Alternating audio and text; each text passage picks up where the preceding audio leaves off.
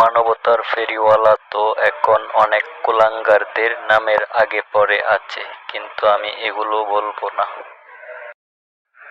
কারণ মানবতার ফেরিওয়ালা এই শব্দটিকে ওরা কলুষিত করে ফেলেছে।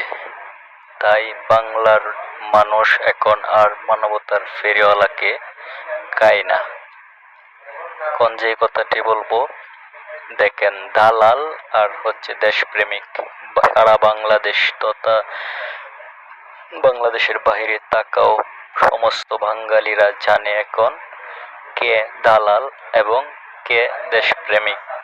ওইটা মেনশন করে বলার কিছুই নাই। বর্তমানে সকল বাংলাদেশী জানে, সাধারণ বাংলাদেশী জনতা জানে যে কে দালাল আর কে দেশপ্রেমিক।